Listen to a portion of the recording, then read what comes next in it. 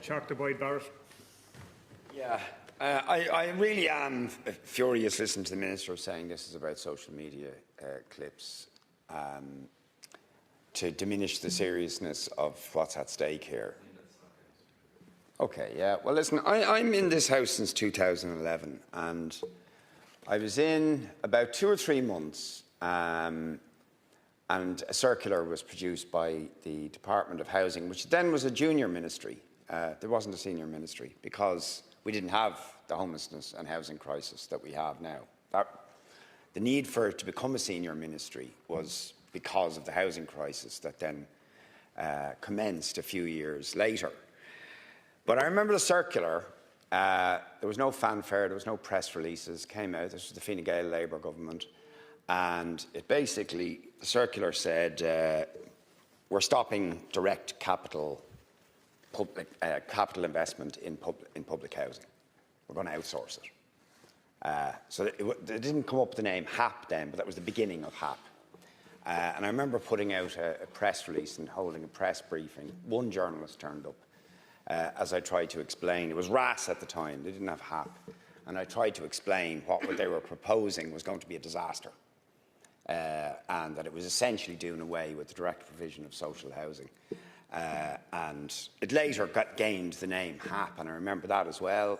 Jan O'Sullivan, we were in here for a long debate like this, went on for hours and hours, where we tried to explain why the HAP thing was going to be a disaster, because it was going to replace social housing with the outsourcing to the private sector. And of course, it all turned out to be the case. And of course, the other big feature of it was Michael Noonan at the time meeting all of the vulture funds which were invited in to buy up all the distressed property. And it was a deliberate policy. I think in 2013 he met with 65 or so vulture funds and basically asked them to take over all the property, the distressed property that was in the hands of NAMA. And we were there saying this is going to be a disaster. And at that time, actually, the government had for a brief while, they had the housing sector in their hands. And if they had started building public and affordable housing then, instead of doing the exact opposite, we wouldn't be in this mess. We wouldn't be in this mess at all. They had the assets and so on. And by the way, just to say something about sort of foreign investment, private investment, the houses that are built in the end are built by labour that is in this country, right? I mean, all the capital is digits on a computer screen, right, when you're talking about money from abroad. The actual people who build stuff is land and labour and materials here, right? Now, either those people are building stuff that is affordable, like social and affordable housing, or they're building it to make profit, which is what's happening at the moment. They're building it to make profit. So what they're building is unaffordable. Even as we speak, huge amounts of, and of course, they're building hotels and things like that, right? Hotel, because it's profitable to build hotels. So there's a finite amount of labour and there's a finite amount of land, forgetting about all the digital figures that are floating around.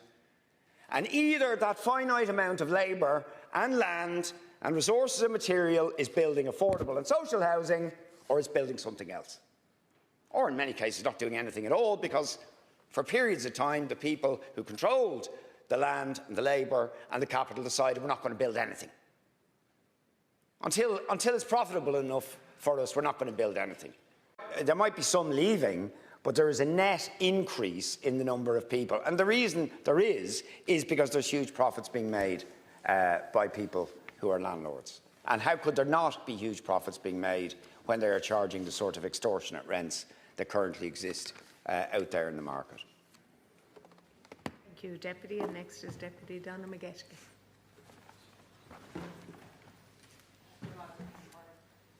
Minister, as soon as I seen this residential bill, I knew straight away, going by the data, that students were going to be badly affected by this. And this bill will have profound and deeply damaging consequences for students. And we must call this for what it is, another failure of this government's broken housing policy. And students are at the very heart of this housing crisis. Young people trying to make their lives better, having their dreams of education dashed because they either cannot find accommodation or simply cannot afford it. Some students are left with long commutes, couch surfing or sleeping in their cars, and that is absolutely shameful. Our students are not met with opportunity, but met with sky-high rents and a market rigged in favour of big landlords and big investors. And while we know that purpose-built student accommodation will be reset every 3 years, we also know, because of government's failures to meet its students' accommodation targets, that most students are going to have to go into the private rental markets. They will have no protections, may see year-on-year rent hikes and unsecure tenancies in digs. Where is the protection for those students? Students deserve certainty, they deserve fairness, and they deserve a government that stands on their side, not one that continues to protect the profits of landlords over the future of our young people. This bill must be amended and students and other people put first, otherwise it will simply be another chapter in this government's housing failure. Deputy Owner Bryn. Thank you, Ceann Comhairle. So, Minister, the first thing I'll say is the reason why this is more like a second stage debate is because you forced us to have it on the floor of the Dáil as committee for the remaining stages, instead of us actually having committee stage as normal in the committee chamber, where we would have had a completely different type of engagement as we always do. That was an imposition by government. We all wanted and argued that the business committee stage should be done in the normal manner. So for you then, having deliberately decided that this would be the format for committee stage, to then criticise that format is not very credible. And let me then respond specifically to your issues, because in fact almost everything I've said during the course of this debate is about these amendments. So you've accused me of using RTB data to scaremonger. In fact, my assessment of the RTB data is a very modest one, and it asks a very simple question. You're introducing a change of policy. That change of policy will allow a landlord to reset the rent to market rent between tenancies. It is eminently reasonable to ask the question, how much will that reset be? Eminently reasonable. And the data that allows us to answer that question is the RTB, which tells us in a certain location for a certain type of property what the current existing rent is and what the new market rent is. But they're the facts. And for you to describe the facts as scaremongering, when at no stage in the last 6 months have you put any alternative assessment into place, just shows you that we're correct. You also said that the assessment that the RTB's trends on registrations continue into the future is based on a no change basis. That's not strictly correct. Yes, I absolutely said if these trends continue. But what is it that leads new tenancies to be created? Not rent pressure zones, that's for sure. It's that some people living in the private rental sector move out because they get social housing. Nowhere near enough, but some. Some people move out of the private rental sector because they manage to buy a house. Some people move out of the private rental sector because they can't afford the rent and they're forced, because of your policies, to move back in with family and friends. And some people emigrate. That frees up rental stock that then other people rent. And Minister, that is going to continue. Now, are you asking me, do I think the trends are going to continue exactly as they are? No, I don't. But all of those elements are going to create a situation where new rental stock will become available that will be covered by the market reset rule, and tenants will be affected in their tens of thousands. For me, however, one of the really interesting ones is I spoke with a large institutional landlord last year, and this is a landlord that doesn't evict on sale. This is a landlord that doesn't evict on family member grounds. This is a landlord that will only move to evict if the tenant breaches contract. They're one of the largest institutional landlords in the state. What's their rental turnover every year, Minister, do you think? Every year, right? What do you think their rental turnover is in terms of the churn within their tenancies? Have you ever stopped to ask any of the large institutional investors who effectively currently operate a policy of no-fault evictions what their churn is? The answer in the case of this significant player in the market was their turnover is about 25% of tenancies annually. It's remarkably similar to the RTP's data. This is a landlord currently operating a no-fault eviction policy, and they still have a 25% turnover every year. That's one of the reasons why that company, through their lobbyist Irish Institutional Property, lobbied for this, because they know once this is through, every 4 years, all of their rents will reset to market rent. And I suspect, Minister, you know that. I suspect from the conversations you've had, you're fully aware of it. So the information that we have put into the public domain this week, and we have put onto the Dáil record in more detail about new tenancy registration trends and the cost of the market reset, is factual information.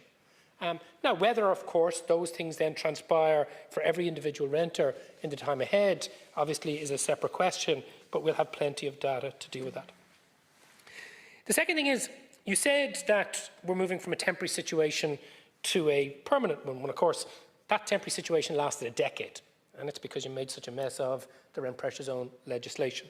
But just as RPZs were permanent for a decade, there are going to be further changes to this legislation because the mess you're making of it. And then with respect to security of tenure, if you look at Section 8 of the bill, for new tenants of small landlords, there are still significant grounds for eviction. Are they the same as under Section 34 of the Residential Tenancies Act currently? No, they aren't. They are slightly more restricted.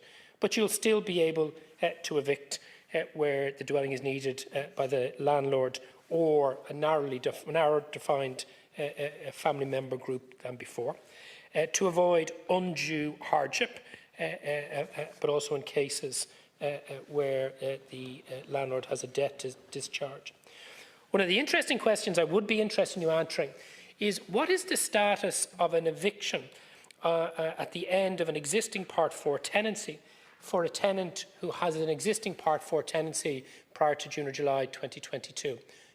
Those tenancies will be, as you know, coming to the end of their first cycle in 2027 or 2028, where the landlord, of course, can issue a notice of termination on no grounds, and strictly speaking, under law, that wouldn't be seen as a no-fault eviction.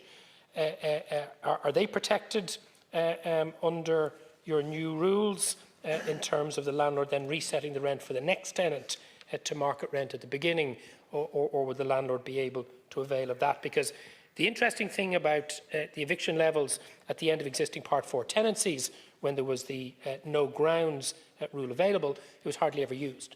But are we now going to see a glut of landlords availing of that come 2028? And again, the legislation doesn't speak to it, but I would be interested to hear it. But it also ignores the fact that if somebody cannot afford the rent because the rate at which it's rising at falls into arrears, they can be evicted. And that is an experience that far too many families who ended up in homelessness lived with in 2014, 2015 and 2016. So no-fault evictions are not being ended for all new tenancies. You're correct, in tenants of larger landlords they are, although for many of those tenants that is currently the default position anyway. But for tenants in new tenancies of small landlords, currently that's about 44% of the market, there still will be grounds for no-fault evictions, albeit slightly restricted than before.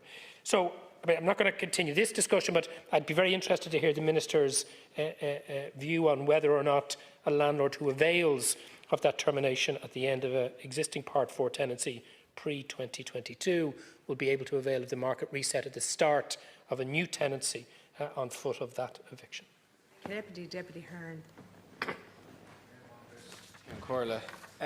Minister, you still haven't answered the question that we asked, which is, I think, a very fundamental question. Based on the introduction of this bill, when will rents stabilise? When will rents start reducing as a result of this bill? You haven't answered the question, and I think it's absolutely runs against all policy which is supposed to be evidence-based policy, that you understand the consequences and impacts of a bill, and you haven't set out the core purpose, which is going to have significant social impact and resulting in rising rents, which you accept, but you won't set out when rents will fall as a result of this. And again, you haven't set out or accepted how are renters going to pay, the renters who are forced to leave tenancies or have to leave, how are they going to pay higher market rents? How are they going to afford it Where is the income going to come from? And in your view, what's a sustainable rent, an average rent? What should we be aiming for in terms of average rents, in your view? Maybe you could set that out. What do you think is a sustainable and appropriate national average rent? And again, I think you need to accept, and you should make it clear, you say that for the first time you're introducing no-fault evictions, protection, security of tenure for renters, but you're not introducing it for all existing renters. Can you at least have the honesty to say that what you're introducing is a form of security of tenure for new tenancies, but all existing tenants are still covered under the same situation where they can be evicted on a no-fault basis, and that is, I think, a fundamental mistake with this bill. And why won't you accept our proposed amendment to extend no-fault evictions to all existing tenancies? And I think that in terms of the proposals and amendments that we're putting forward, that is one of the core ones. No further deputies. Minister, please. Thank you very much. Count Corla, just to address, I suppose, a couple of the issues that have been raised. Look, if a tenant involuntarily leaves, the rent can't be reset under these rules. And I think that's very important that across, you will always have tenants who will voluntarily leave. The number of HAPs in this country has reduced by about nearly 9,000, give or take. That's as a result of the significant increase in social housing we've been delivering and affordable housing. So people will always leave tenancies voluntarily. And if they do that, a rent can be reset if the landlord is going back out to the market. But if a tenant is in any shape or form involuntarily put out of their property, there cannot be a reset. That is an additional protection. So it is. We have to drive up. We have to drive up. If the tenant breaches a contract, yes. In relation to the 240,000 tenancies, there being no change. Deputy, I've said that multiple times. Just as I've multiple times said that one child homeless is one child too many. So I have. And everything, as I say, I'm doing is about driving up the delivery of homes. The entire rental market and the housing market is always going to be dynamic. So I'm not going to go indulge the fantasy, as the Deputy refers to it, of giving a date and a time of when rents are going to change. But we know if we don't bring in changes, rents are only going in one direction, and that is up. And as importantly, if we don't bring in change, we are not going to get the supply. And those people who are living at home, who need somewhere to rent, or as the population increases, our population has increased by about 810,000 people since 2014. That requires an average of about 250,000 new homes. It's about what's been delivered. So it has. We need to deliver more to solve the housing crisis, to solve the rental crisis, to solve the homeless crisis. And that's at least what we are doing, so people have somewhere to be safe and secure in their own homes. Thank you, Count Corla. Thank you. Any further deputies wishing? Okay, and that now brings us to the question. And we're on section 1, amendment number 2, and the question is that the amendment be made. Is that agreed? Yes, agreed. Not agreed. Sorry, Deputy. The question is lost. Vote all. Thank you, deputies. Before we move, long bells.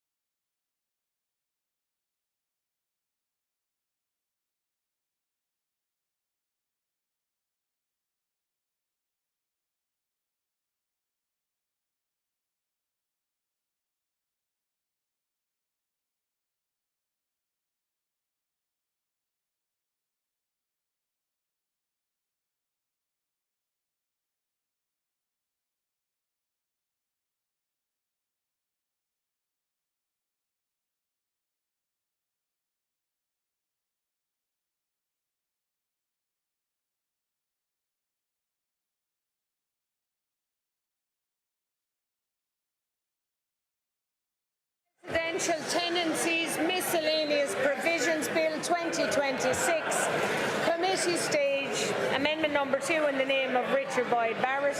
The question is that the amendment be made, and on that question a division has been challenged. Deputies Thaw, Richard Boyd Barrett and Paul Murphy. Deputies Neil, Mary Butler and Emer Curry.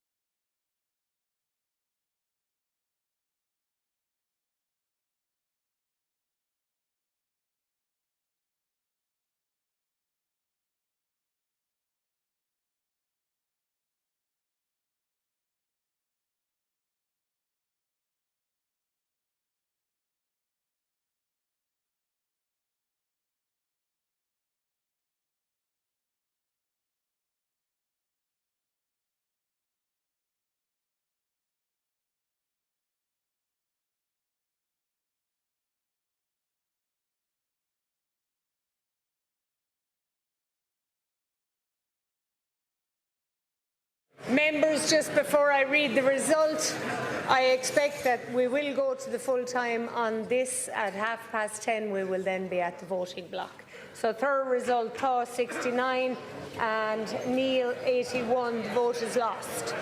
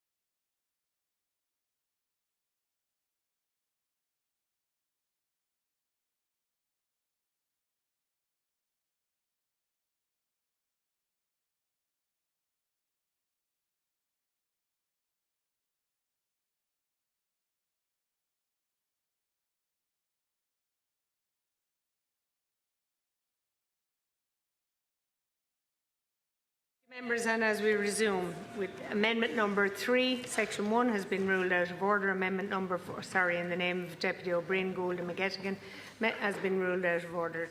Amendment number 4, Deputy O'Brien, Gould and McGettigan, has been ruled out of order. Amendment number 5, Deputy O'Brien, Gould and McGettigan, ruled out of order. Amendment number 6, Deputy O'Brien, Gould and McGettigan, has been ruled out of order. That completes the amendments to section 1, and the question is that section 1 stand part of the bill. Is that agreed? Not agreed. The question is carried. The amendment is made. No. Do you want me to put the question? You do. You're not calling a vote. No. A voice vote. Well, the voice vote, okay. A question. We'll say Deputies in favour say tall. Oh. Deputies against say kneel. Kneel. The section is agreed. Section 2, the question is that it stand part of the bill. Is that agreed? Not agreed. Deputies in favour say tall. Oh. Deputies against say kneel. Kneel. Section stands part of the bill is agreed. And we move to section number 3 and amendment number 7, which has already been discussed with section 2. It's in the name of Deputy Sheehan. The question is that the new section be there inserted. Is that agreed? Agreed. Not agreed. Deputies in favour say taw. Deputies against say kneel. Question is lost. Section 3, amendment number 8, in the name of Deputy Sheehan. It's a new section already discussed with amendment number 2, and the question is that the new section be inserted. Is that agreed? Not agreed. Deputies in favour say taw. Deputies against say kneel. Kneel. Question is lost. Now we move to amendment number 9, Deputy Sheehan. It's a new section. It will be discussed with amendments number 31 and 38, and they are related and will be discussed together. Deputy Sheehan. Thank you very much, Ceann Comhairle, and I will be quite brief. This amendment introduced a new section to the bill, Notices of Termination Temporary Ban. The section would, in effect, reintroduce the emergency period, which we remember from COVID-19. The emergency period was provided for by the Emergency Measures in the Public Interest COVID-19 Act 2020, and during that period there was a statutory pause on all termination notices. Minister, we are in an emergency period now, as has been discussed at length, and this Dáil has long since declared and recognised the housing crisis to be a national emergency. Under this section there would be a similar ban, this time for 3 years from the passing of the bill, on all termination notices and evictions. Gormagat. Deputies wishing to contribute. Deputy Hearn. In support as well of the amendments that are put forward as well, and particularly the introduction of a no-fault eviction ban for all tenancies, and no eviction could take place where there's an identified risk of homelessness to the tenant. This exists in countries like Belgium, for example. People cannot be evicted when they've nowhere else to go to. It is still shocking to me that we have the highest level of evictions since the famine, and yet the government acts as if it's normal and acceptable. It is absolutely unacceptable to us that we are heading towards what is likely at least to be 20,000 households serve notices of eviction this year if it remains in line with last year. And we know, and I have them coming to my own constituency clinic, I know every TD has been contacted, and from people who are in absolutely desperate situations. Indeed, I had someone who contacted me just today who set out their case and talked about how they're a cancer patient, their husband is ill. They talk about being stuck in renting cycle for 25 years. And they also put off having children until they would be in secure housing. And now, of course, they're at the point where it doesn't look like it's going to happen for them. They describe it now, yet again, we've been faced with eviction for no reason except the landlords deciding to sell up. They're so tired of having to jump at somebody's whim and being ill, they're exhausted. They said the emotional, mental impact of this, we just want somewhere where we can call our own, where we can be safe from homelessness, and not fear every knock at the door, letter or phone call. We have never been late with a rent payment or been in arrears, and we've always kept up good relationship with landlords. Tenants like this, thousands of them, are up and down this country, and the bill as currently put forward without this amendment does nothing for the existing hundreds of thousands of renters who will still be exposed to no-fault evictions, and so the bill does nothing to address their situation, and that's why we feel it is vital that we have a no-fault ban on evictions, and in particular where there are people who are at risk of homelessness, and we think this is absolutely vital. And it is indeed an opportunity for the government to, if they say, as they are, concerned about security of tenure, that's what this bill is supposed to be about, if it was actually about that, they would accept this amendment and apply it to all tenancies.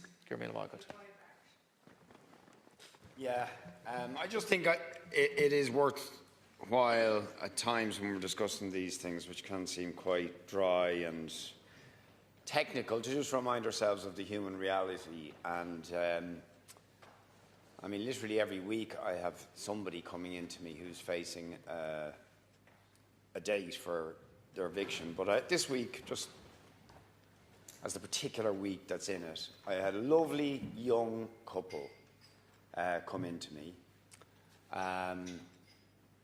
And both of them have been working. They're in their, I think they're probably about the mid-20s. They're lovely, lovely couple. And throughout the whole engagement with this couple, and they had their young son with them who has special needs. I think it's about 2 or 3, lovely little young fella. The same name as my son, just coincidentally, but he was sitting there smiling at me the whole time during the thing. But his mother was just bawling, crying the whole time.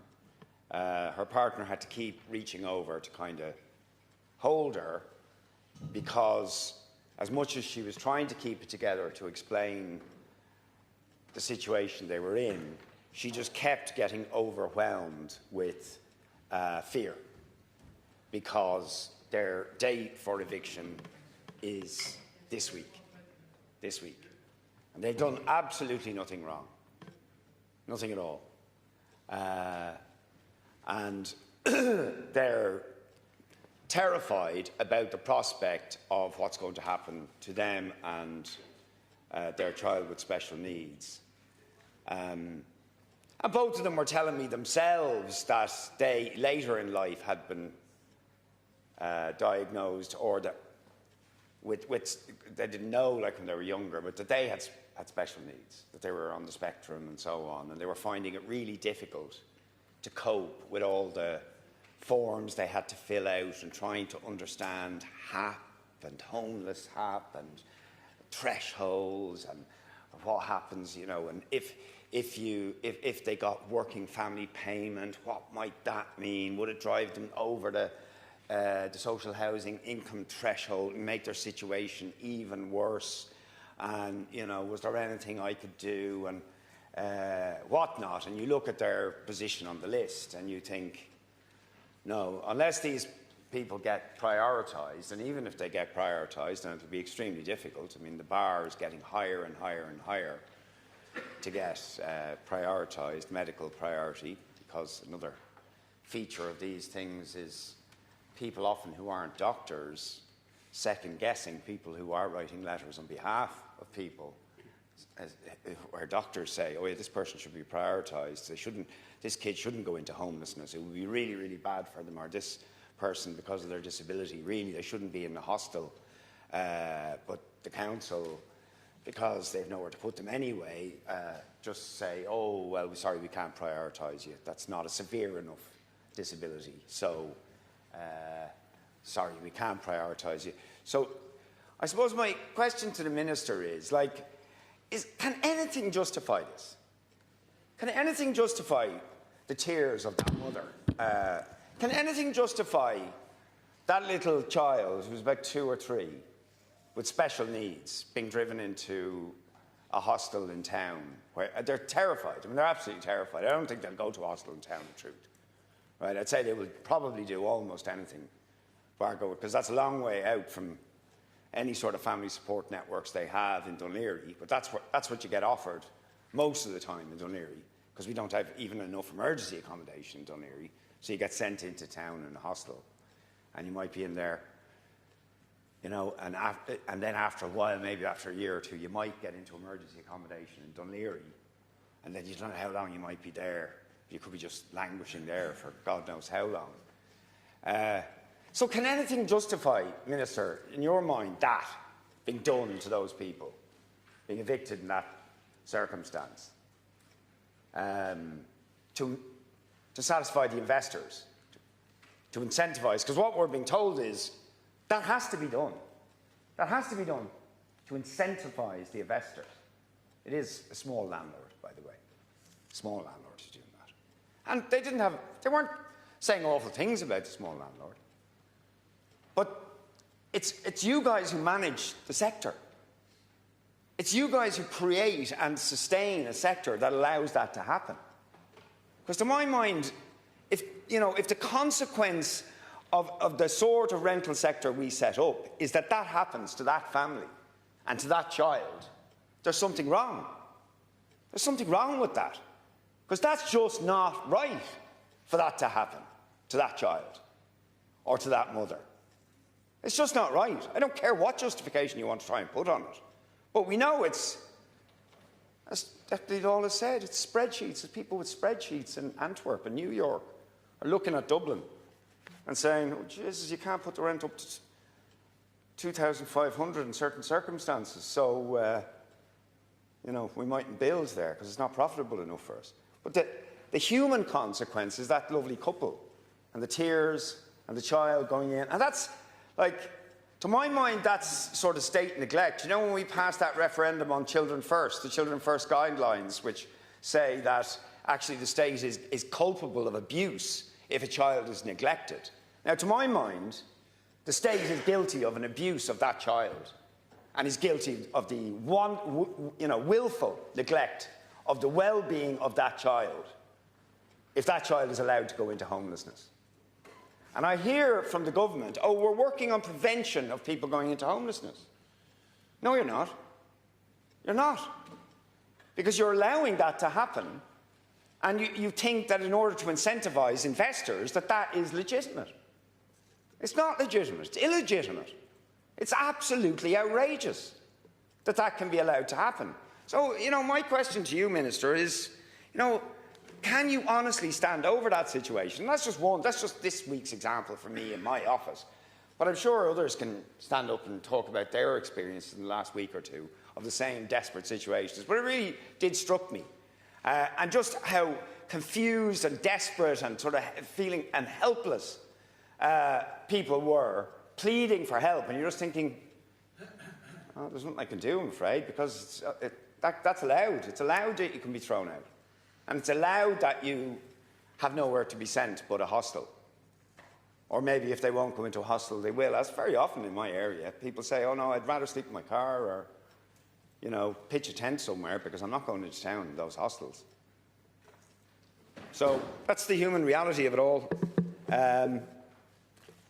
But you do have a choice not to do that and to say, well, that's not acceptable. And that's done in other countries. We're not evicting people into homelessness. No, it's just not going to happen because it's wrong. And we'll do something else to make sure that doesn't happen and that we can provide secure, affordable housing for people like that couple and their child. Thank you, Deputy. Deputy Gould. Thank you, Margaret. I support this amendment. I had a gentleman come to me a few weeks ago. He's a paramedic. He works in the ambulance service, and he was homeless. He went through a relationship breakup. He could find nowhere to rent. He has a job. He has a good job. He's working. The only service he could be offered in Cork was Simon Community Nightline. You go in at 11 o'clock at night, you leave at 8 o'clock in the morning. He was going to work at 4 o'clock. He was in the ambulance service. He wasn't sure what time he'd be home at. He was in a situation where he couldn't go to work for a few days because the only place he could lay down was in the night line, on the night light. Like, how is it possible? And I had another guy in a similar situation, where he was renting, the landlord was selling, small landlord, he was selling the property. He was a security worker, he did door staff, he worked in bars, nightclubs, fast food restaurants, late at night. How can he then, because the doors close at 11:30, the doors close. So he's sleeping in his car. And then if you're not engaging with the emergency accommodation, you're not classified as homeless. So it's a catch-22 situation. Because you can't get in somewhere to put on your head, you're not homeless. How is that situation right?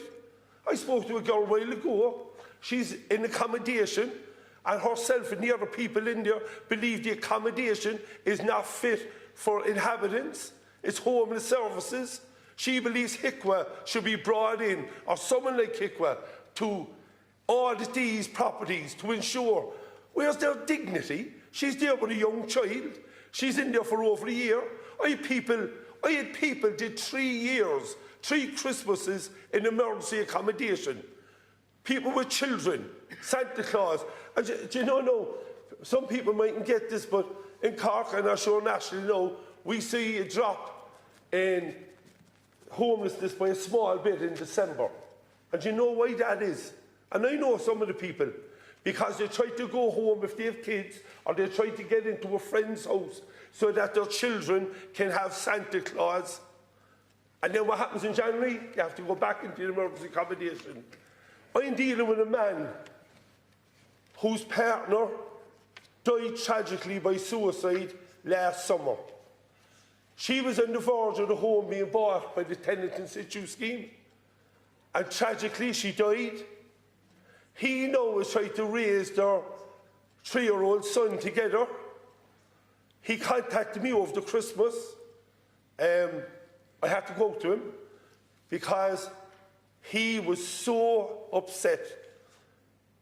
I was seriously worried for him. Now, I've been at the Cork City Council. They knew his ex-partner. She was a lovely lady, young, vibrant woman, right?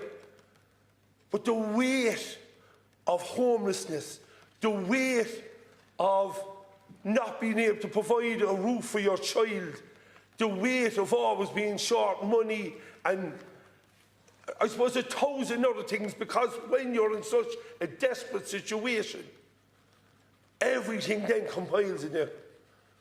And I was talking to that man, he works in the building line, he was in sport, hurling, mixed martial arts, he's a man's man, you'd say, right? He cried to me Christmas week.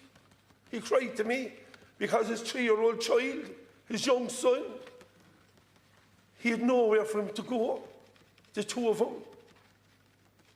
Jesus, like, this is what we're dealing with. And ministers, you say that this bill will improve things. I don't believe it will. And I would ask you, when will it improve things? Because what I know now, we have seen an increase in evictions since you announced you were bringing in this bill on the 1st of March. And what I'm not sure if you get, but people now have notices to quit. And that's an eviction notice. Notice to quit is the nice way of putting it. It's an eviction notice. But they're not all going to hit on the 1st of March. They're going to hit in April, May, June, July, right up the whole summer. And we're going to see a steady increase in relation to more and more people becoming homeless. And these will be more and more families, because even if you have a job, there's no security that you'll be able to find somewhere to rent. I had a couple came in to me last Monday week. I have my clinics every Monday. I'm so busy now that I'm booking people 2 weeks in advance to meet with me. I'm so busy. This couple came in to me. Last year, their property was to be bought through the tenants in situ scheme. Happy days. Then he pulled it last April. I have the document. On the 4th of April last year, he pulled it. Their landlord went away and sold their property. They went away, got €10,000 from the credit union to buy a mobile home to put in the backyard of a friend who lives just outside the city. They have an 11-year-old and a 13-year-old daughter. They said to me, the shame that he has. He's a man, he's working, she's working, they have 2 teenage kids, and they're living in a mobile home. And because ye pulled the tenant in situ scheme, now ye reinstated it after us the new rules and regulations, which they would have still qualified for. But the landlord was so sick of this government waiting around that he sold the property and they were evicted. So, Minister, I ask you a straight question, which I asked Cork City Council. Who's going to give them a house? They want to pay. They're willing to pay. But the tenant in situ, and you spoke earlier, was it yourself or the other minister, I'm not sure, you said that, actually it was Minister Brown said he was looking to provide hope. What's the hope for them? You also talked about preventing people going into emergency accommodation, preventing homelessness. The one thing that was working was the tenant in situ, and you broke it by modifying it. So, like Minister, you come in here and you make promises to people. The one promise that this bill will deliver, actually, it's a number. It will be increased rents, increased evictions, and increased in homelessness. And I will finish with this. I could talk. I swear to God, I could talk about this all night. The people I'm dealing with every week. Like, I don't know what I would do if I was in that position. As a father, that you look, you have nowhere for your children to go. Jesus Christ, God forgive me for cursing, right? How can any man or woman cope with that? And I ask you this, Minister. How many children must become homeless before you and this government accept your policies are wrong? In actual fact, not that they're wrong and not that they're delivering. Your policies are the problem because you're putting vested interest, vulture funds, speculator and profit before ordinary working, hard-working people who just want to have a safe home. How many children must become homeless? Thank you, Deputy. And no further deputies are off in Minister comments. Ceann Comhairle, I can't accept amendments 9, 31 and 38. The Emergency Measures in the Public Interest COVID-19 Act of 2020 provided for an emergency period during which a landlord is prohibited under Section 5 of that Act from serving a notice of termination. Section 4 of that Act provided that the emergency period could only be extended from its initial 3 months under very specific circumstances in the interests of public health during the COVID-19 pandemic. The Government could, on the request of the Minister for Housing, Local Government and Heritage, make, after consultation with the Minister for Health and with the consent of the Minister for Public Expenditure, Infrastructure, Public Service Reform and Digitisation, from time to time by order extend the emergency period for such period as they considered appropriate if they were satisfied that, having regard to the threat to the public health presented by COVID-19, the highly contagious nature of that disease and the need to restrict the movement of persons in order to prevent the spread of the disease amongst the population, and making of such an order was in the public interest. As the emergency period under that Act expired on the 1st of August 2020, its provisions relating to residential tenancies are effectively spent. It would not be appropriate nor legally sound to now use legislation intended to prevent the movement of persons in the interest of public health during a pandemic and to ease consequential rent affordability pressures to introduce a 3-year moratorium on tenancy terminations and rent increases at a time when, thankfully, we have no pandemic to deal with. Irrespective of how the opposition wish to give effect to an eviction ban or a rent freeze, the Government rejects such policy interventions. We want to grow the supply of rental accommodation and help renters now and into the future. We know that some renters are facing significant challenges, and I know deputies have articulated some of those in their contributions just there. The state provides support and assistance where needed, and the government's new housing government's new housing plan, Delivering Homes, Building Communities, will provide 90,000 affordable supports to help people secure a home of their own. Since 2022, 4,500 homes have been delivered by AHBs, local authorities and the LDA, and there's a strong pipeline of future developments with over 5,150 additional affordable purchase homes approved to support from the Affordable Housing Fund across 22 local authority areas. From Budget 2026, cost rental homes will be exempt from corporation tax, making projects more viable and ensuring the 25% discount is maintained. The Renters Tax Credit, introduced in Budget 2023, has been of significant help to renters, with almost 400,000 people benefiting in 2023. In Budget 2026, the credit was extended for 3 more years until the end of 2028. And as promised in the programme for government, the amount of credit will be increased gradually over the lifetime of the plan. A lengthy eviction ban or rent freeze would hamper supply and ultimately help nobody. And we don't have to look too far away from us here in Berlin, where the government in Berlin introduced a rent freeze, and it resulted in a 50% reduction in rental supply within 12 months and was struck down by the Supreme Court. The Residential Tenancies Act provides tenancy protections for both tenants and landlords. The constitutionally protected property rights of landlords have to be respected by the balanced provisions in both this bill and the Residential Tenancies Act. A landlord has the right to terminate a tenancy on one or more of limited grounds for termination under those acts. The bill strengthens protections for tenants by restricting rights of landlords to terminate a tenancy, including on the ground of family occupation. And I would encourage anyone at risk of homelessness, obviously, to make contact with their local authority in the context of emergency accommodation. The new tenancies, first-time tenancies between parties that are created after the 1st of March, a smaller landlord can only terminate a tenancy of minimum duration during its 6 years on the ground of occupation by the landlord and or an immediate family member, which is restricted to a spouse, civil partner, child or parent. And a smaller landlord can terminate, as usual, on one of the more limited grounds for termination at the end of that 6-year tenancy of minimum duration.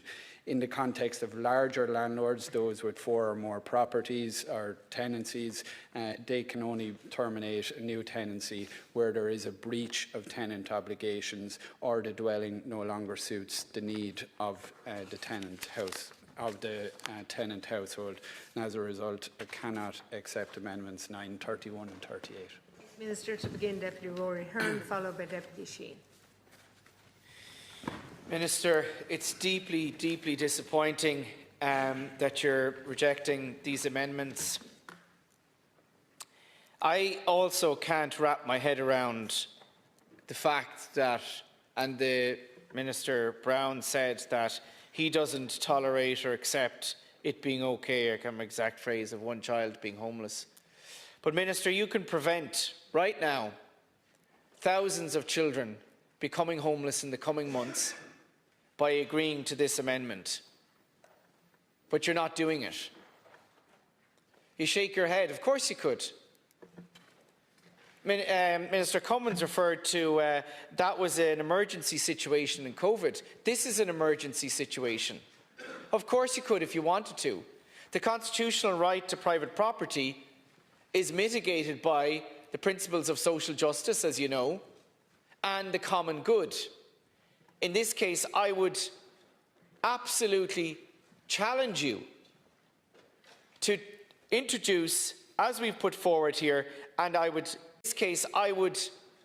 absolutely challenge you to introduce, as we've put forward here, and I would challenge you to implement that and see what landlord is going to come forward and say this is and then bring it to court and see if it doesn't stand up. Of course, you won't do that, just as you won't have a referendum to hold the right to housing, to make housing a human right, because you don't believe it's a human right. Because you're actually willingly accepting, as I said earlier, you have done for years, homelessness, levels of homelessness that are absolutely intolerable. I don't see it as normal or accept one child being homeless, but you do, despite your claims to the contrary, because if you didn't, you would implement a no-fault evictions ban that would be preventing thousands of families and their children becoming homeless. Because the homeless figures that we get each month are only the tip of the iceberg. There are thousands and thousands more being made homeless, but going into situations of hidden homelessness. And Deputy Boyd-Barrett, I think, was right to outline the human cost of this and what is the human reality, which I also spoke about earlier. Because what is really sad to me right now is that we don't talk about the children anymore. We don't talk about the situations where in Temple Street, which I spoke about years ago, and we've situations where the doctors explained that they were seeing and continue to see, of course, but no one talks about it, children presenting with their families with burns because they were in cramped emergency accommodation, pulling kettles down on themselves, where babies weren't learning to crawl because literally the space isn't there. It's still going on. There's still children right now in hotels, hostels, family hubs, who are literally, their lives are being irreparably damaged by growing up in emergency accommodation. That's an emergency. That is thousands of children. And I cannot get my head around how you won't implement a measure that you know would prevent that and prevent more children. And the homeless services say it, that actually the eviction ban did prevent people going into homelessness and opened up a space where they could then work on getting those in emergency accommodation out. And they weren't dealing with a constant flow in of homelessness. And that's one of the really frustrating aspects of your bill. You talk about security of tenure. The security of tenure this is going to introduce. It's historic. It's huge. And yet, as I've said over and over, it does nothing for the hundreds of thousands of existing renters, and yet you could do it. You could accept this amendment. And it is so frustrating. It is so frustrating to be here knowing you could do something that would prevent homelessness, but you won't do it. And it is absolutely, I think it is a disgrace, and it makes hollow all these claims you have about I care about homelessness, I am treating it as an emergency. No, you're not. To treat it as an emergency would be to implement a no-fault evictions ban across the board. And you say, oh, but the landlords would flee, more landlords would sell up. Well, if you had a no-fault evictions ban, if a landlord did sell up, the family, the individual would still be there. They could sell their property, as they do in other countries, in Belgium, lots of other countries. Why won't you do that? And it is because you won't actually step up and go, we believe housing is a human right. This is an emergency. We will take these measures. No, you're introducing a bill which is still very much not addressing fundamental causes of our housing and homelessness. We will continue to see it. And instead, you're actually going to make it much, much worse with higher rents. Thank you, Ceann Comhairle. Minister, if you're not going to accept Amendment 9, I would plead with you to accept Amendment 38.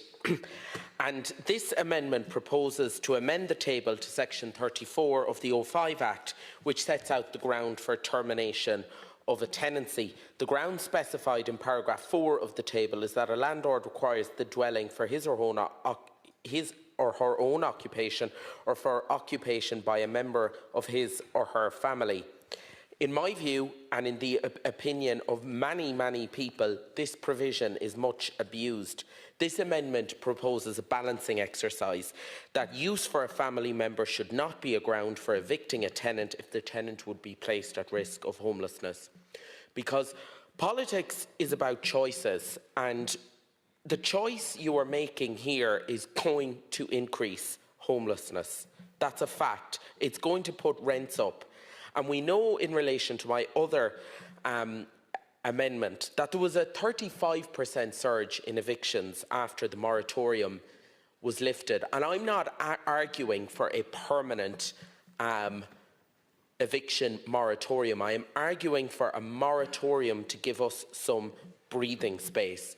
In the similar vein to why, and we won't get to it, why I had an amendment in relation to a rent break if rents exceeded 15% within a 3-year period. Because, Minister, we know that when the eviction moratorium was in place, the family homelessness fell by 39%. And like every deputy in the House, and I'm sure yourself included, my constituency clinics are inundated with notices to quit. I have at this stage well over 100 notices to quit on our books in our office.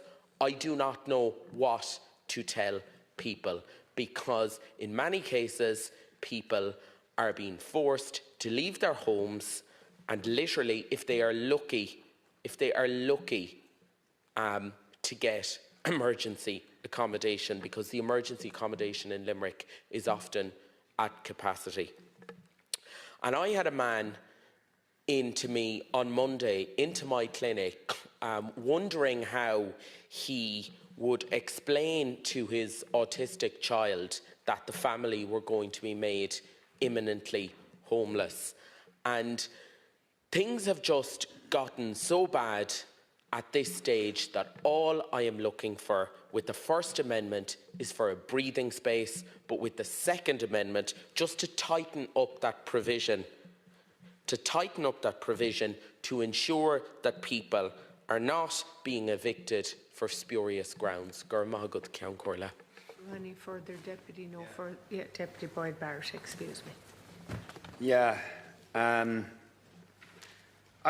think it was interesting that all the Minister said in response to the instance that I set out of the couple and their child, and actually I was just looking through the details of the case because they brought their youngest child with them, but as I was just reading over the details of the case, they actually had a daughter as well. So the son, who's 2, with special needs and autism, just diagnosed, but actually the daughter, 9, also with special needs, very complex special needs. And I was just looking at the email they sent me describing their extreme anxiety and concern about what homelessness would mean and all that for them in terms of the services they're trying to access, and they're waiting for those as well, of course, to get an OT for their kid and what that will do if they have to move to another area. But even they try to move to other areas. And it's interesting, just even the homeless HAP limit, they were given is they were allowed to look for somewhere as high as 2,525, and they're looking all the time and they can't find anywhere. 2,500, they can't find anywhere. And you want those rents to go even higher, which they will in my area. They will go. They go up to 3,000 and 3,500. So in the hopeless situation they're in, and all the Minister says is they should engage with the local authority about emergency accommodation. When, as I said to you, what they are being told, and what families like them are told week in, week out, is go to a hostel in Dublin city centre with their kids, which they would be absolutely terrified to do. And that was why the mother of these children was kept just bursting into tears, because you could just see it. She was just envisaging in her head the prospect of bringing her kids into the hostel, and it just immediately she just burst out in tears. And her partner desperately trying to comfort her. And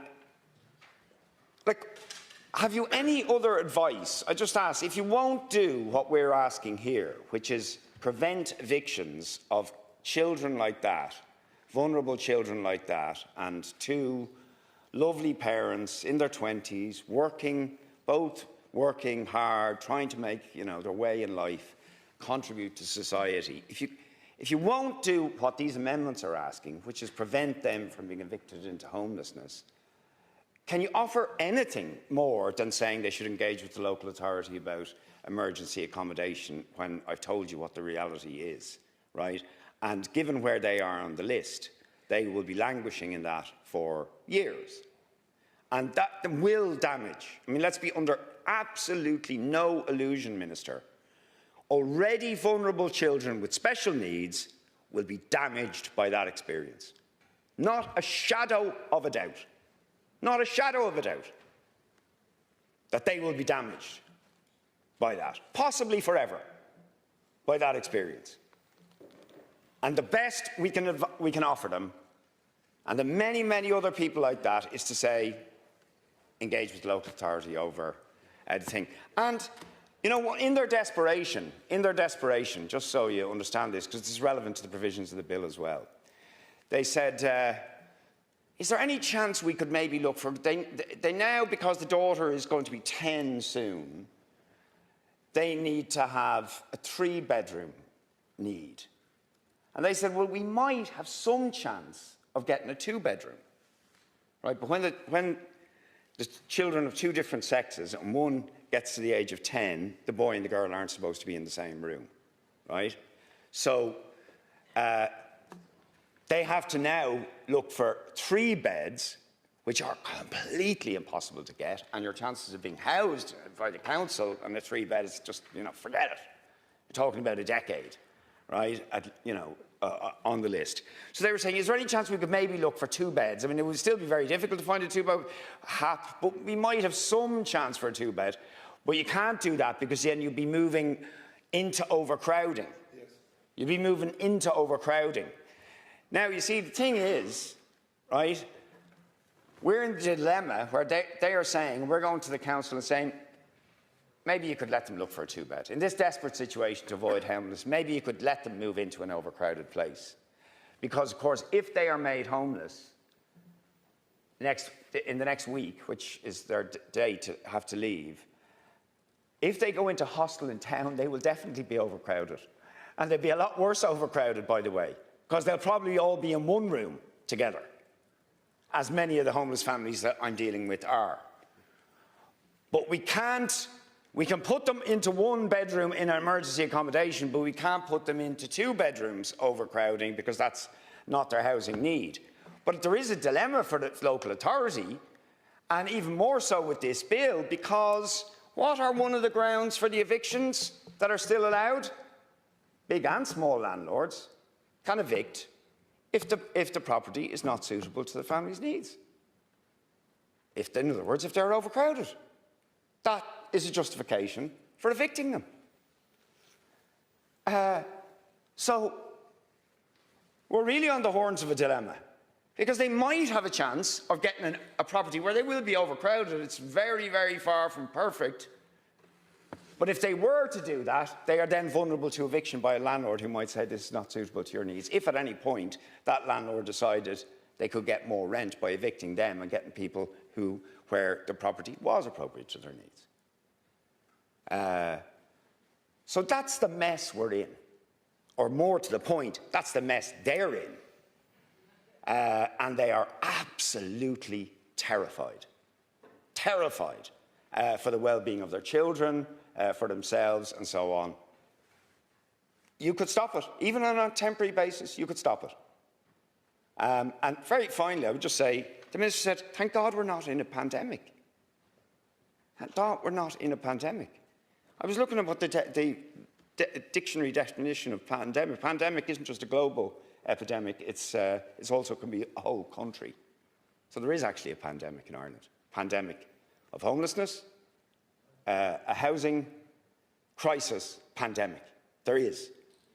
If ever you could describe, an epidemic of a housing crisis and a homelessness crisis, we're living it now. So there is a pandemic in terms of the literal meaning of the term, and that justifies taking emergency measures to prevent damage being done to those children who will be homeless if you don't come up with a better answer than send him to engage with the local authority about emergency accommodation in Dublin city centre. Minister comments, excuse me. Oh, look, there's nobody in this chamber has a monopoly on compassion or understanding for families and individuals. I didn't interrupt you, Deputy. With all due respect, I didn't interrupt you. There's nobody has a monopoly on compassion in this chamber with regards to the difficulties and challenges that are being faced by individuals and families with regards to the shortage of supply that is there from a housing perspective, be that social, affordable or rental. I have constituency offices in Waterford City and Dungarvan. I deal with constituents the exact same way that you deal with constituents. But Minister Brown and I are not blind to the challenges that are out there in the public.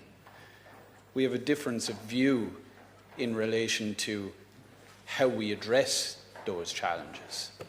On the government side, we are investing record sums to try and increase provision of social and affordable housing to try and assist those very people that you are speaking to.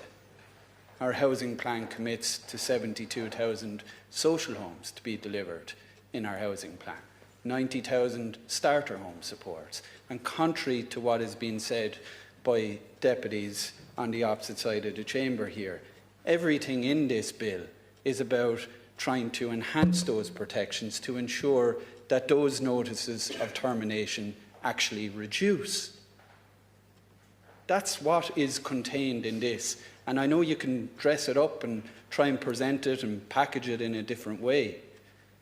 There will be restrictions on notices of termination as a result of the measures that we are putting in place. And Deputy Sheehan, you tried in, I suppose, 38 here to restrict the ground in terms of the family member that has to return. I would just ask you to consider that we want rental properties to be put into the rental market if, for example, a family member is going off to work abroad. Is it better that that property sits vacant because they need it when they return? Or is it better that it is put in the rental market? I would argue it's better that it's put in the rental market and put to good use while someone is abroad. But your amendment would actually prevent them from being able to return to that property. So there are always balances that have to be found when it comes to putting legislation in place. And that's why we have not accepted the amendments that have been put before us. This is all about balance. But we are trying as a government to try and strike that balance, contrary to the contributions that are being put forward here by the opposition. Thank you. Thank you, Minister. Deputy Gould. Minister, to keep it short, but you just said there, Norman has a monopoly on compassion. I asked a couple of questions while ago from both ministers. How many children must become homeless before you admit the policies are wrong and contributing to actually making homeless worse? That's a straightforward question. Will you give a commitment that this bill will not drive up rents? Because everyone in the audience and every expert who presented to the Housing Committee said it would. You're saying we're all wrong. Not just here, us, but everyone who contributed. Everyone is wrong, right? You're also saying, will you give a commitment that this bill will not drive up notices to quit, evictions over the next number of months? And will you give a commitment that this bill will reduce homelessness? Because none of us believe any of those. So I'm not going to go on about anything else. I'm asking direct, straight, hard questions. You're saying that this bill will help solve the housing crisis and emergency and the homeless emergency and provide additional homes. We don't believe it is. We believe it actually will, the results will be opposite. So I'm asking you here now because you know why. I had it from Darragh O'Brien, we had it from Simon Coveney, we had it from Owen Murphy. Owen Murphy getting about this one more.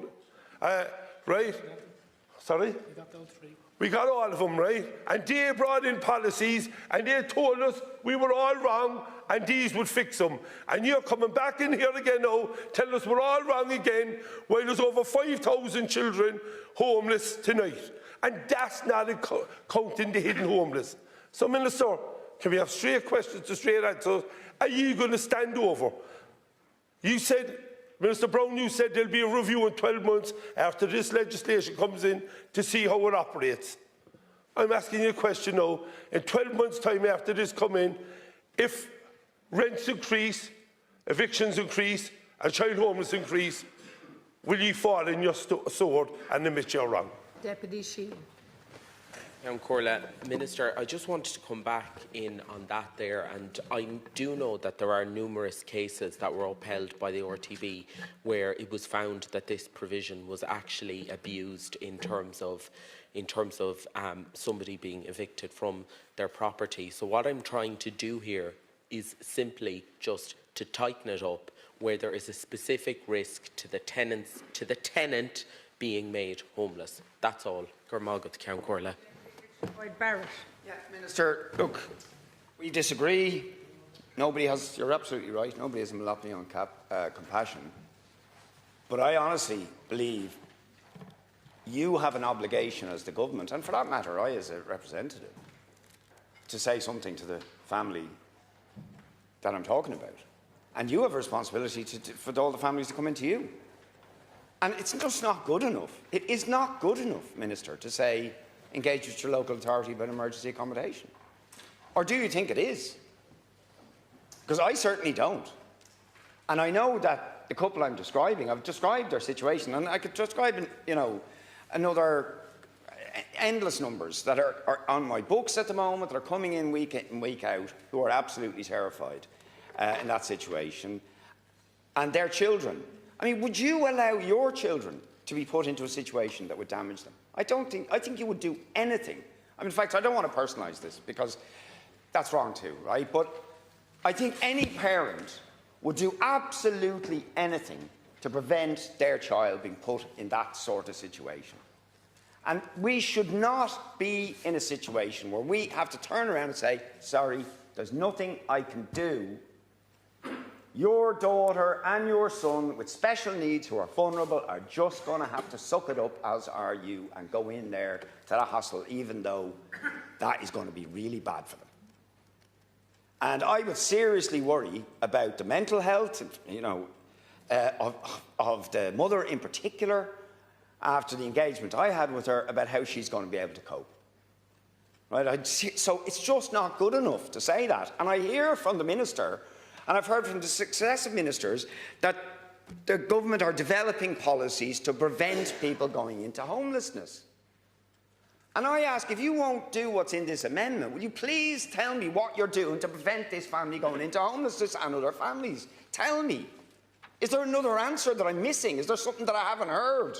Is there some policy that you're developing that is going to prevent this situation where they have to end up in emergency accommodation next week? Because if you can't give that alternative suggestion, then the best one going is the one that's being proposed in these amendments, which is, even on an emergency basis, say, sorry, you're not going to be allowed to evict these people into homelessness.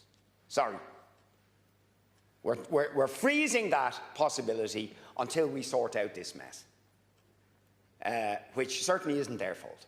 Certainly not these kids' fault.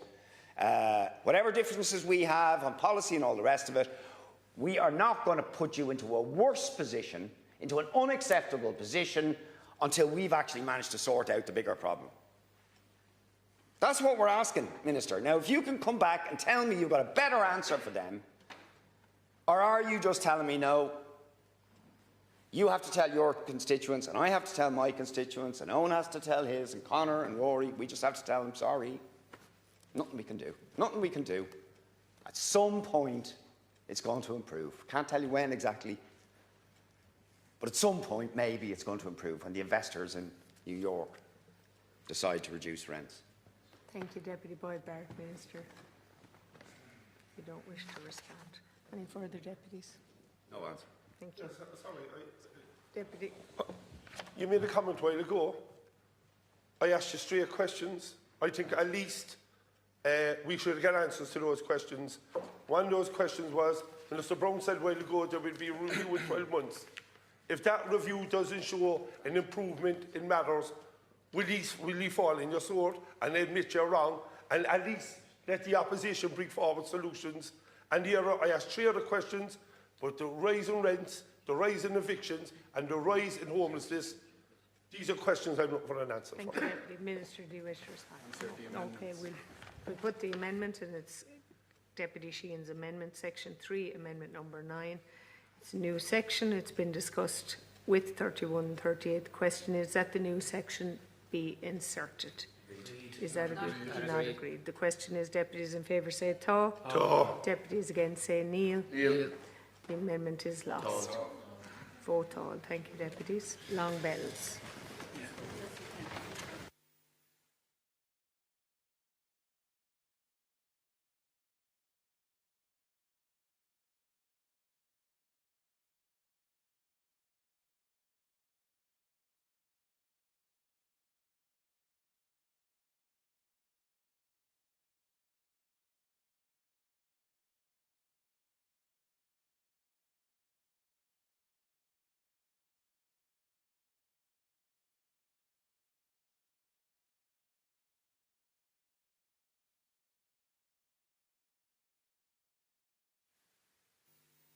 Seats, and just to advise that this is an amendment.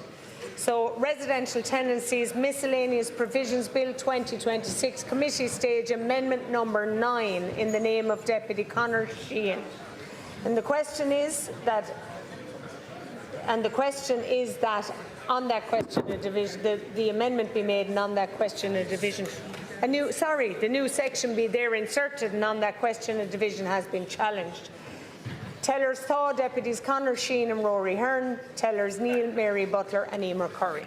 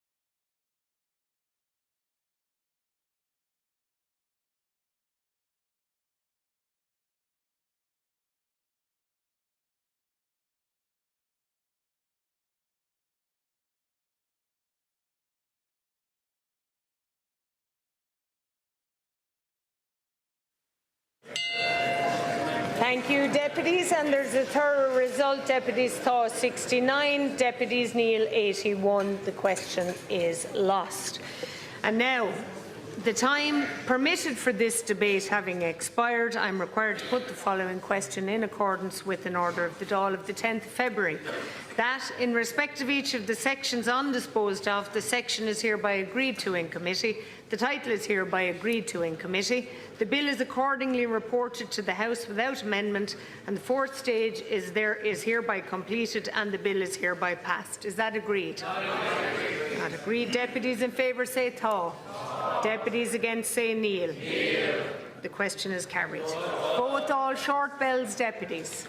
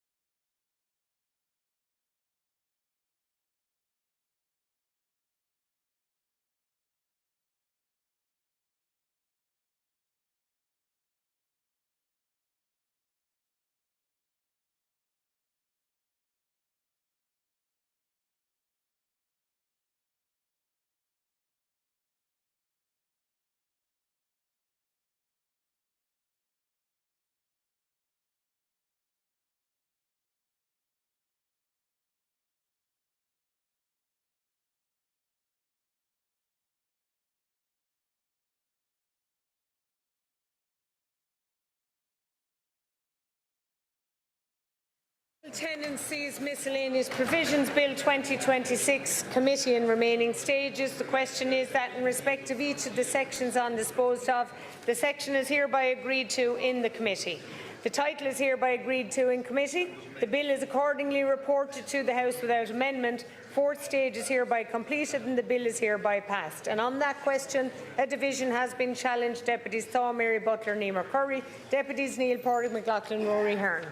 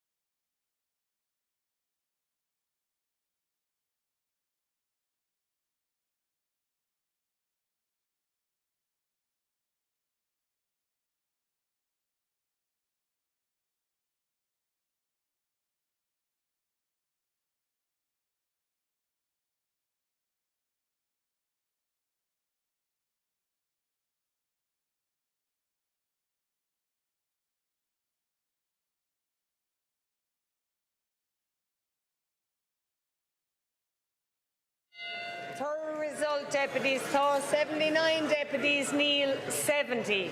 The bill is passed. Concorder. Deputy McLaughlin, sorry, please, deputies. Deputy McLaughlin. Concorder, because the gap is less than 10 votes, and because of the outrageous legislation that this means for so many families across this state, we are calling for a vote other than electronic means. Electronic. Thank you, Deputy. We will now proceed with an electronic vote. Other than electronic means a roll call vote. Thank you, Deputies. Please. Do we ring the bells? Long bells? 3 Deputies, 3 and 3.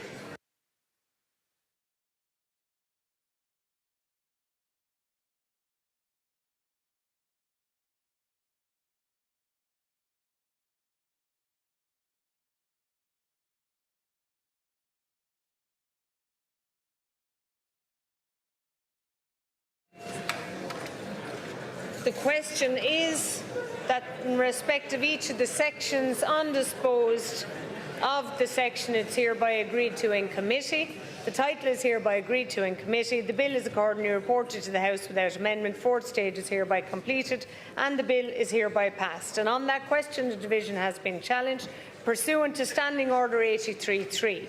Tellers Thaw, Mary Butler, Nima Curry. Tellers Neil, Deputies McLaughlin, Rory Hearn. The clerk will now take the roll call vote. Deputy Tom Brabazon. Deputy Shay Brennan. Minister James Brown. Minister Mary Butler. Deputy Malcolm Byrne. Tall. Minister Thomas Byrne. Deputy Michael Cahill. Tall. Minister Darrell Cleary. Minister Jack Chambers. Deputy Peter Jack Cleary. Tall. Minister Alan Collins. Tall. Deputy John Conley. Tall. Deputy Carl Crowe. Deputy Martin Daly. Deputy Ashton Dempsey. Deputy Sean Devlin. Deputy Albert Jones. Deputy Tim Dooley. Sean Fleming. Deputy Norman Foley. Deputy Patrick O'Gallagher. Deputy John Hart. Mr. James Wallace. Tom Peter. Deputy Paul McCall. Mr. Charlie Conley. Deputy Tony McCormack. Deputy Seamus McGrath. Deputy Erin McGreen. Deputy John Guinness. Deputy John Guinness. Deputy Andreas Moynihan. Minister Michael Moynihan. Deputy Shane Moynihan. Minister Jennifer Manana-Connell. Deputy Nisha O'Carroll. Deputy Sean O'Farrier. Minister Darrell O'Brien. Minister Jim O'Callaghan. Deputy James O'Connor. Deputy Willie O'Dean. Deputy Ryan O'Mara. Minister Christopher O'Sullivan. Deputy Corey O'Sullivan. Deputy Aidan Scanlon. Deputy Brendan Smith. Minister Neil Smith. Minister Robert Troy. Deputy William Hurd. Deputy Grace Boland. Deputy Brian Brennan. Minister Colin Brophy. Deputy Colin Burke. Minister Peter Burke. Deputy Paula Buttery. Minister Jerry Buttermore. Deputy Catherine Callahan. Deputy Micheál Carrigy. Minister Jennifer Carr McNeil. Deputy John Sandown. Deputy Joe Cooney. Minister John Cummins. Deputy Emer Curry. Minister Alan Dillon. Minister Frankie Feehan. Deputy James Gagan. Mark Ormsted. Minister Martin Hayden. Frankie Feehan. Deputy James Gagan. Mark Ormsted. Minister Martin Hayden. Minister Emer Higgins. Deputy Ciara Kill. Deputy David Maxwell. Deputy Noel McCarthy. Minister Helen McEntee. Deputy Michael Murphy. Minister Hildegard Naughton. Deputy Joe Neville. Deputy Nisha O'Murray. Deputy Mabel Connell. Minister Kieran O'Donnell. Minister Patrick O'Donovan. Deputy John Paul O'Shea. Minister Neil Richmond. Deputy Keith Roche. Deputy Edward Timmins. Deputy Barry Ward. Minister Sean Cannon. Minister Noel Grealish. Minister Marion Parkin. Mr. Michael Healy Ray. Michael Healy Ray. Minister Kevin Boxer Moore.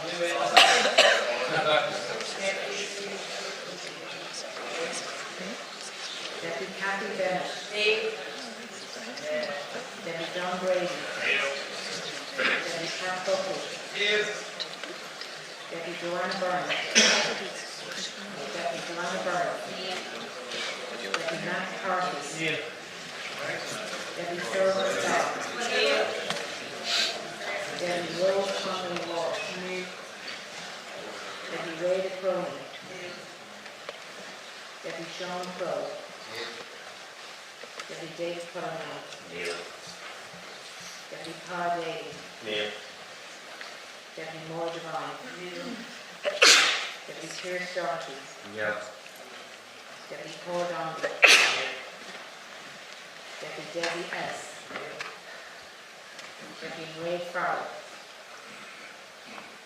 Deputy Thomas Gould. Deputy Aaron Graves.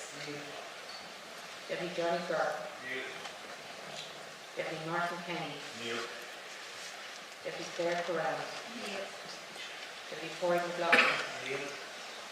Deputy Mary Lee MacDonald. Deputy Donald McGettigan. Deputy Conor D. McGuinness. Deputy Denise Mitchell. Deputy Johnny Malden. Deputy Natasha Newson-Drennan. Deputy Shona Riley. Deputy Emma Gray. Neil. Deputy Jonathan O'Leary. Deputy William Murphy. Deputy Angus O'Snoddy. Deputy Duncan O'Sullivan. Deputy Louis O'Hara. Deputy Louise O'Reilly. Deputy Darren O'Rourke. Deputy Morris Quinlan. Deputy Mark Ward. Deputy Kieran O'Hanlon. Deputy Van Batcher. Deputy Alan Kelly. Deputy Owen Kenny. Deputy George Lawler. Deputy Jed Nash. Deputy Robert O'Donoghue. Deputy Connor Sheehan. Deputy Marie Sherlock. Deputy Duncan Smith. Deputy Mark Ward. Deputy Holly Stearns. Deputy James Cummins. Deputy Glenn Cummins. Deputy Aidan Farrelly. Deputy Gary Gallen. Deputy Sinead Gibney. Deputy Owen Hayes. Deputy Rory Hearn. Deputy Keane O'Callaghan. Deputy Lee McQuaid. Deputy Paul Bryce. Deputy James O'Hickmore. Deputy Richard Boyd-Fowler.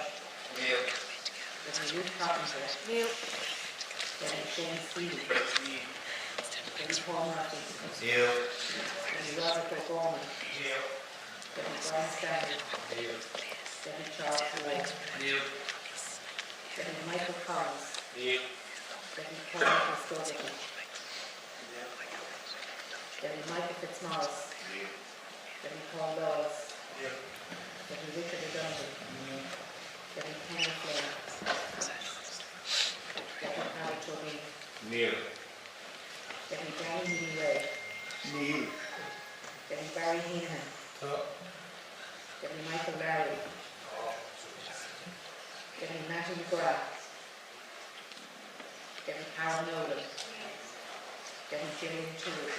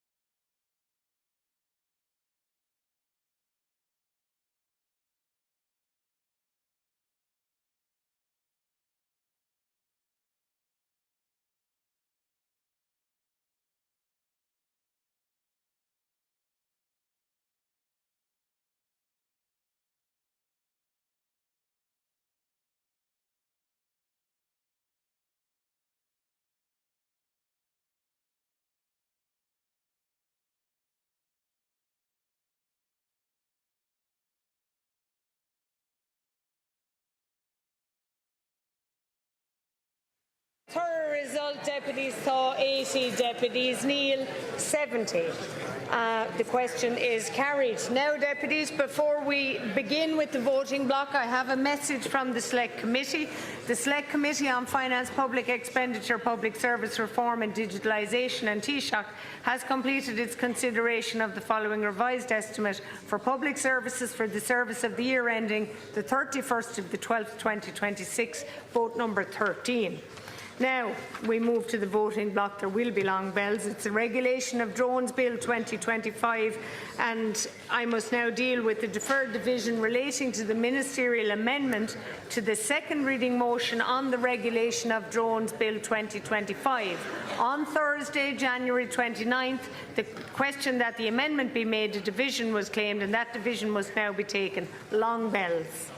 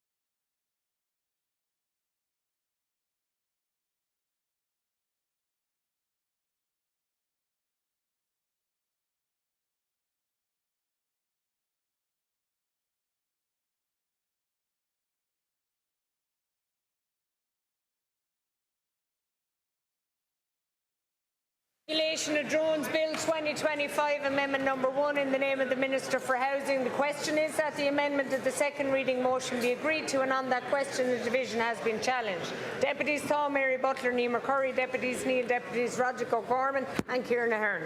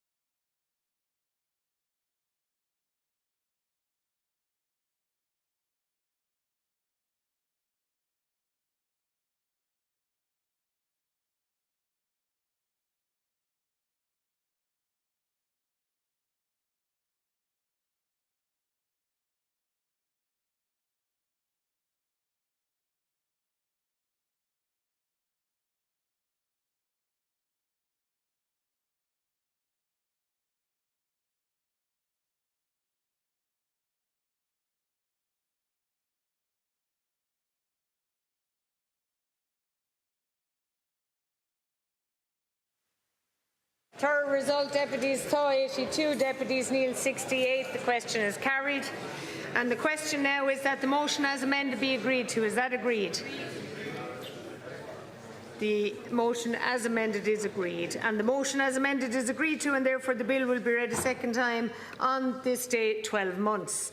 We now move to the second vote of the evening. It's the motion re Board Bia, and I must now deal with the deferred division relating to the ministerial amendment to the motion re Board Bia. Last Wednesday, on the question that the amendment be made, a division was claimed and that division must now be taken. The clerk will ring the bells, short bells, deputies.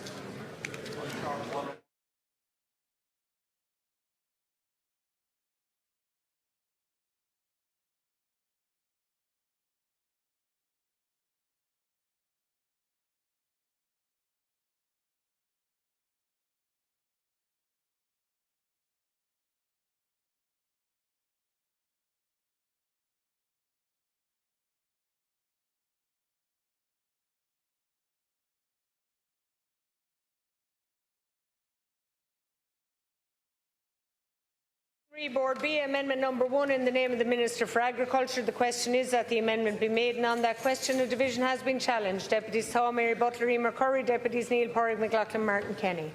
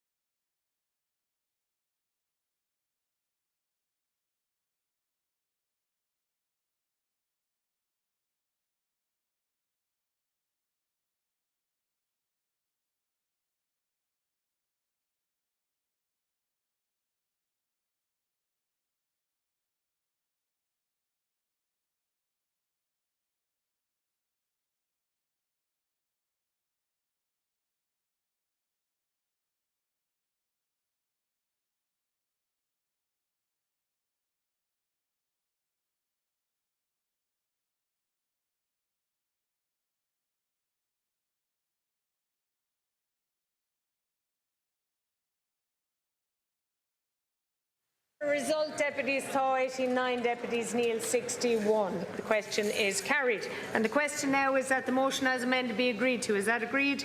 Not agreed. Na teachtaí atá ar thaobh na cheistí Aberdish Tá. Na teachtaí ina chuine atá ina chuine Aberdish Neil. Hillam go bhfuil an ceist riche. Both all short bells, Deputies.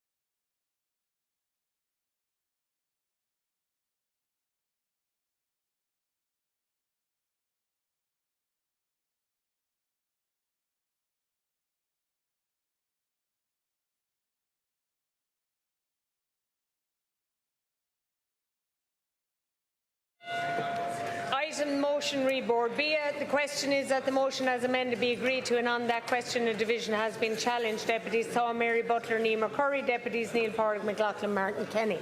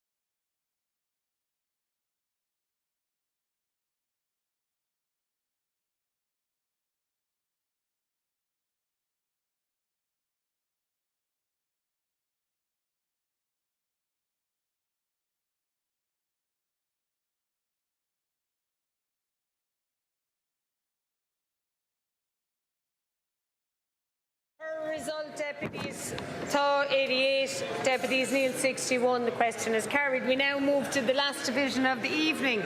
I must now deal with the deferred division relating to the ministerial amendment to the motion re the cost of living crisis. Last Thursday on the question that the amendment be made, a division was claimed and that division must be taken now. The clerks will ring the bells. Short bells.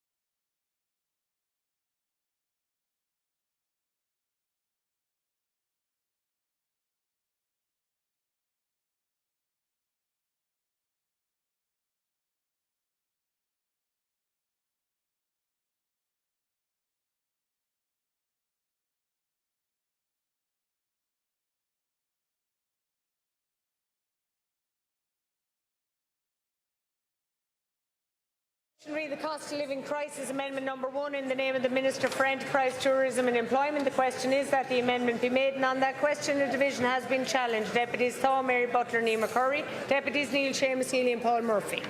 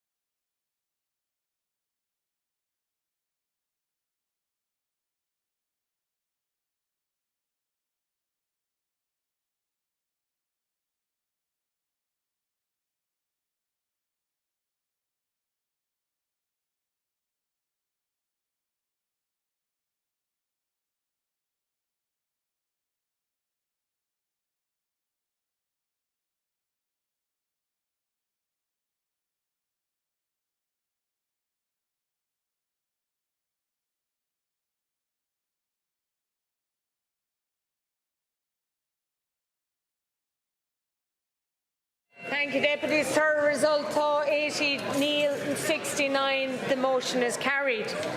The question now is that the motion as amended be agreed to. Is that agreed? Not agreed. Deputies Nachakti Atar have na question Aberdish Thaw. Nachakti in Atar in a Quinn Aberdish Neil. Question is carried. Vote all short bells.